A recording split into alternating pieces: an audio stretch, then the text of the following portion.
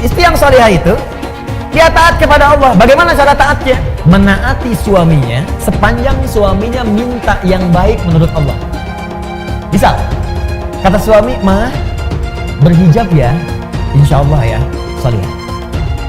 Ma, besok ikut taklim ya, insya Allah Pak, salihah.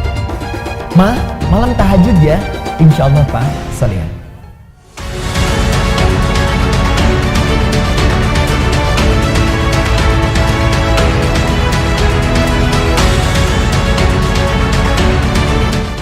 Nah, jadi orang kalau salatnya benar itu pasti lahirnya akhlak. Dia akan menjauhi perselisihan. Dia akan menjauhi gibah, gosip. Awas, Bu.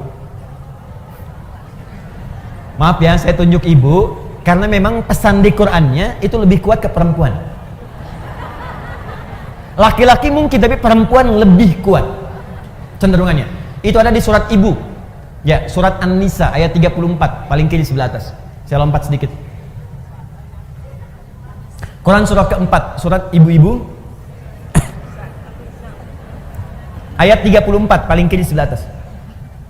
Ar-rijalu qawwamuna 'alan nisa bima faddalallahu ba'dahum 'ala ba'din wa bima anfaqu min amwalihim. Ada ayatnya? Oke, sekarang lihat pertengahan ayatnya. Fas-salihatu, maka istri-istri yang salehah itu, perempuan-perempuan yang salehah itu. Siapa yang ingin jadi perempuan salihah boleh angkat tangan. Baik, sekarang turunkan tangannya. Saya tidak butuh tangannya, tapi yang saya butuhkan adalah kesesuaian dengan ciri ayatnya. Ibu ngangkat sampai ke lantai 2, sampai ke kubah. Kalau nggak sesuai dengan ciri ayat ini, maka tidak akan pernah selaras dengan apa yang Allah inginkan. Nah, sekarang lihat. Fas-salihatu, ciri istri salihah itu kata Allah yang utamanya ada 2. Satu, qonitatun, qonita, jamaknya qonitat. Ibu qonita, apa artinya? Qonitat itu artinya orang yang taat kepada Allah. Kalau dalam konteks istri, orang yang taat kepada Allah dengan cara menaati suaminya pada yang baik-baik menurut Allah. Itu cara memahaminya. Di istri yang salihah itu dia taat kepada Allah. Bagaimana cara taatnya? Menaati suaminya sepanjang suaminya minta yang baik menurut Allah. Misal kata suami, "Ma, berhijab ya, insya Allah ya, salihah. Ma, besok ikut taklim ya, insya Allah Pak, salihah. Ma, malam tahajud ya, insya Allah Pak, salihah. Ma, besok baca Quran ya, Pak nanti aja deh, setengah salihah." Ngapain sih Pak Quran melulu? Tidak salihah. Jelas? Nah, jadi ibu, kalau suami minta pada yang baik-baik, ibu cepat kerjakan. Sebetulnya bukan suami yang minta, tapi Allah yang menurunkan lewat perintah itu untuk bertanya kepada Anda, "Hei, kamu salihah bukan? Kamu salihah tidak?" "Tidak Ustadz, saya anak." Bukan namanya, sifatnya. Di ketika lewat kemudian di kalimat ustadz, apalagi di kalimat suami, itu untuk mengecek sifat solihah itu ada tidak. "Mama, nanti mama malam tahajud ya, kalau papa terlampau capek mama bangun." Papa gimana sih nyuruh tapi tidak dilaksanakan? Jangan lihat kalimat itunya Bu, lihat kalimat perintahnya. Boleh jadi itu titipan Allah untuk menaikkan level solihah ibu. Karena itu ketika suami dipasangkan dengan istri, seringkali Allah kirimkan kemudian karakter-karakter pada suami, perintah-perintah pada suami, sebetulnya untuk menyempurnakan sifat istri. Itu hikmahnya. Dan sebaliknya, diturunkan kemudian pasangan pada istri yang serupa, karena ini kemudian lahan untuk menyempurnakan sifat suami. Makanya pasangan itu pasti sesuai. Dan jangan pernah mengharapkan pasangan orang. Kenapa suami saya tidak seperti ustadz ya? Udah itu jalurnya. Jelas ya? Nah, cirinya itu. Tapi kalau suami memerintahkan kepada yang tidak baik menurut Allah, ibu boleh tolak dengan cara yang lembut. Nah, besok papa ada family gathering di perusahaan. Mama kan tahu level papa di perusahaan. Yang lain nggak ada yang pakai jilbab mah. Lepas dulu lah, paling cuma 30 menit. Ibu boleh tolak dengan cara yang lembut. Pak, pekerjaan rezeki itu sudah Allah atur Pak. Yang belum teratur kan surga kita. Mama khawatir ketika jilbab ini dilepas kita terpisah di surga. Lebih baik yang kita kenakan ini, dan ini bisa mengantarkan kita pada rezeki yang baik dan ridha Allah Subhanahu wa taala. Khawatir kalau nanti saat dibuka mama wafat, siapa yang tanggung jawab? Itu lebih indah masuk ke dalam hati dibandingkan dengan celaan dan kagetan. Lepas dulu ya, mau apa? Paham ya? Itu begitulah. Walaupun memang tidak mudah, Ustadz juga sama ya, sama. Makanya jarang Ustadz ceramah bawa istrinya, itu sangat jarang. Ini live mas. Nanti kita selesaikan di rumah. Dua. Nah ini kaitan dengan yang tadi. Hafizatun lil ghaibi bima hafizallah. Jadi istri salihah itu adalah menjaga nama baik keluarga, suami, khususnya ketika tidak sedang bersamanya. Perhatikan baik-baik, yang telah Allah tutupi. Jadi kalau ada aib di rumah tangga, kata Allah jangan buka keluar. Ini jaminan Allah bu ya. Sepanjang ibu tidak buka keluar, maka Allah akan tutup sampai dengan hari kiamat. Makanya kata Nabi, kalau ada peristiwa terjadi malam hari nggak enak, siangnya jangan dibuka, tutup. Kalau ada peristiwa siang, jangan dibuka malamnya. Nah ini yang terjadi seringkali, siang masih dibuka. Dan sekarang wasilahnya banyak, media sosial. Dia nggak keluar rumah, tapi bisa bikin status di dalam rumah. Nah yang paling tidak elok itu kadang-kadang, ini menjadi bahan untuk berbuat maksiat. Padahal dia sholat, tapi masih dikerjakan. Yang digosipkan bukan urusan luar, yang dibawa keluar justru masalah di dalam rumah.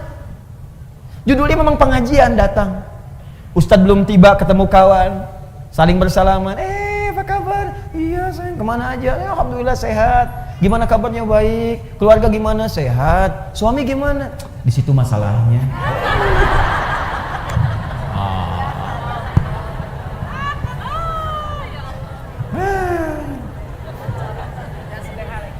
Ya, ingat, gosip perbuatan fahsya sekaligus mungkar. Berselisih mungkar, mencela mungkar, menghina mungkar pada yang bukan tempatnya, karena ada nanti perbuatan yang harus dicela. Ingat, awas, hati-hati, mohon maaf, mencuri mungkar. Sekarang saya ingin tanya, ini kan baru contoh, fokus baik-baik. Salat ibadahnya, dalilnya sudah ada, ini prakteknya.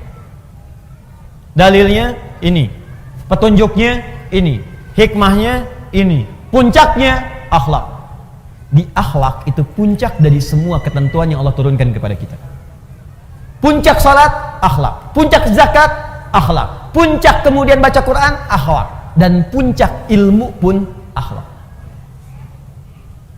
Menuntut ilmu ibadah bukan? Ibadah, makanya dalilnya banyak di Quran. Apa dalilnya? Sepanjang ibadah mesti ada dalil. Banyak dalilnya. Quran surah 96 ayat 1. Iqra bismi rabbikal ladzi khalaq. Dalil menuntut ilmu. Quran surah ke-9 ayat 122. Wa ma kana al-mu'minuna liyanfiru kaffah falaula nafara min kulli firqatin minhum ta'ifah liyatafaqahu fid din. Cara menuntut ilmu. Majlisnya ada, Quran surah 58 ayat ke-11. Ya ayyuhalladzina amanu idza qila lakum tafassahu fil majalisi yafillahu ya fafsahillah yafsahillahu lakum. Fafsahu yafsahillahu lakum. Hai orang-orang beriman, kalau diperintahkan kepadamu, ayo cepat penuhi majlis-majlis, share informasinya, share tempatnya. Siapa yang bisa meluaskan majlisnya akan diluaskan oleh Allah Subhanahu wa taala. Dari mana itu Ustaz tahu ayat ilmu? Teruskan ayatnya. Yarfa'illahu alladhina amanu minkum walladhina utul ilma darajat. Ayatnya ada. Hadisnya utlubul ilma. Ya, talabul ilmi faridatun ala kulli muslim. Menuntut ilmu itu kewajiban dari setiap muslim. Ibnu Majah nomor hadis 233. Man salaka tariqan yaltamisu fihi ilma sahalallahu lahu tariqan ilal jannah. Siapa yang berusaha datang ke majlis ilmu dengan segenap kemampuan dirinya, maka Allah akan catat untuk meringankan langkahnya ke surga. Al-Bukhari Kitabul Ilmi nomor hadis 71. Ya, perhatikan baik-baik. Man yuridillahu fihi khaira yufaqihu fid din. Siapa yang Allah inginkan menjadi orang yang lebih baik, maka dia akan didorong untuk belajar ilmu agama. Al-Qur'annya ada, hadisnya ada, hikmahnya banyak. Ilmu membuat orang lebih pintar, ilmu membuat turun ayatnya la yastawil ladzina ya'lamuna wal ladzina la ya'lamun. Tidak sama orang berilmu dengan yang tidak berilmu. Orang berilmu punya derajat di sisi Allah, bertauhid harus pakai ilmu. Quran surah 47 ayat ke-19. Fa'lam, mesti punya ilmu. Annahu la ilaha illallah, untuk menetapkan tiada Tuhan selain Allah. Ilmu. Hikmahnya ada. Dalil ada. Hadis ada. Hikmah ada. Puncak terakhirnya akhlak. Jadi kalau ibu belajar ilmu, datang ke pengajian, belajar. Apa yang dipelajari? Al-Quran. Apa yang dipelajari? Sunnah. Tapi ketika Anda keluar dari tempat pengajian itu, Anda belajar Quran dan Sunnah. Tapi ketika keluar tidak membawa akhlak, berarti ada yang salah dengan pelajarannya. Ibu tuh keluar dari pengajian Al-Quran dan Sunnah, tapi ketika keluar kok pandai mencela. Apa yang ibu pelajari? Anda belajar Al-Quran dan Sunnah, begitu keluar dari pengajian pandai berselisih. Apa yang Anda pelajari? Semua sahabat yang belajar dengan Nabi, ketika akan praktek yang dibawa akhlak dulu. Silakan perhatikan baik-baik. Nabi sedang ke masjid, orang-orang mau sholat, tiba-tiba datang seorang Arab Baduy. Dia tidak tahu di mana toiletnya. Zaman Nabi nggak seperti masjid TSM seperti ini. Masjidnya bagus, ada karpetnya. Ini tanah, sulit mencari toilet. Tiba-tiba Arab Baduy karena nggak tahu, lari ke pojok masjid, buang air kecil di situ. Tiba-tiba Umar, Umar dengan pembawaan karakternya yang tegas, langsung ingin mengeksekusi. Woi, salah. Langsung pengen keluar. Kelihatan oleh Nabi, diajari akhlak oleh Nabi. Umar, biarkan aja. Tapi Nabi ini kan, dia belum tahu. Yang belum tahu diberitahu, bukan dimarahi. Biarkan dia selesai dengan hajatnya, siram dengan air bersihkan. Setelah itu beritahu, tempatnya bukan di sini.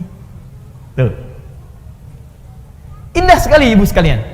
Di banyak kejadian-kejadian yang Nabi contohkan lewat akhlak. Setelah itu Umar belajar. Setelah itu makin bijak, Masya Allah.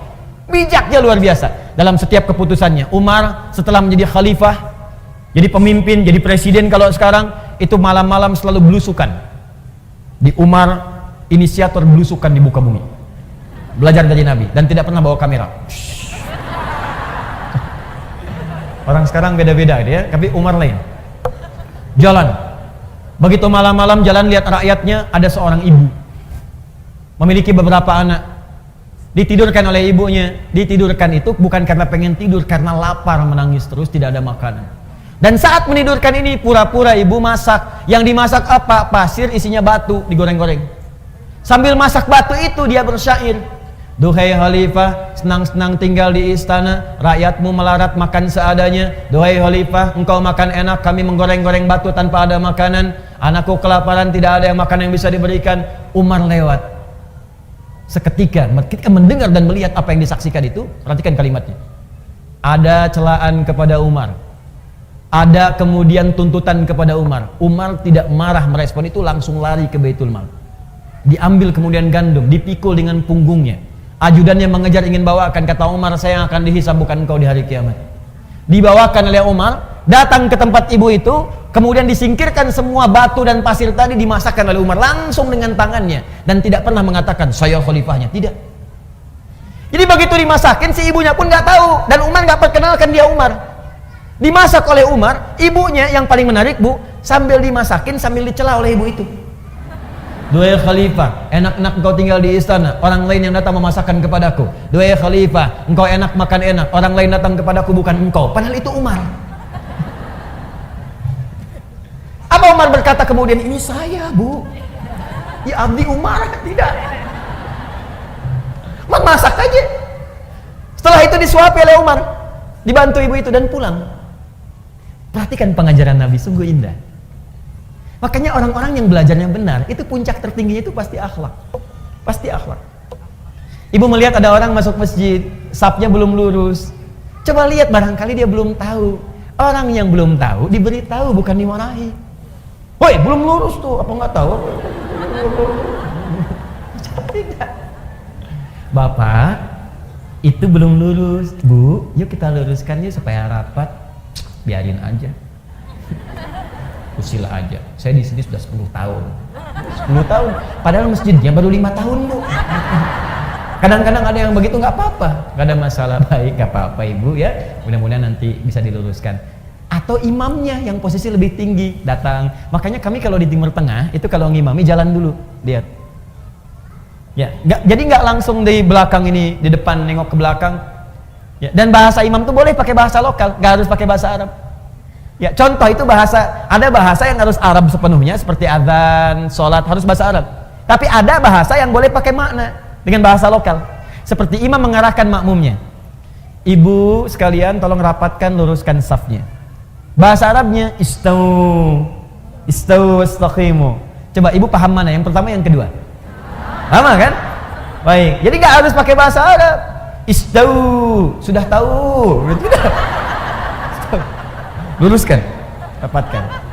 Nah, kadang-kadang ada yang belum paham, maka bergeser, lihat. Bu, ini belum lurus, belum rapat. Nggak apa-apa kok Pak, di sini aja enak. Ah, kalau ibu nggak pengen rapat, gampang caranya. Jadi imam.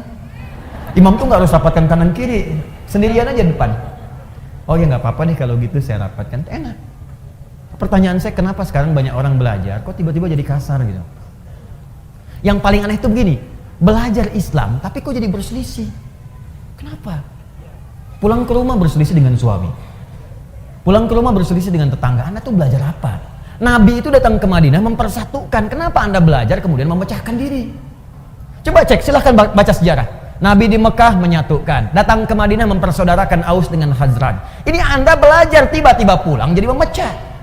Pasti ada yang salah. Akhlaknya kemana?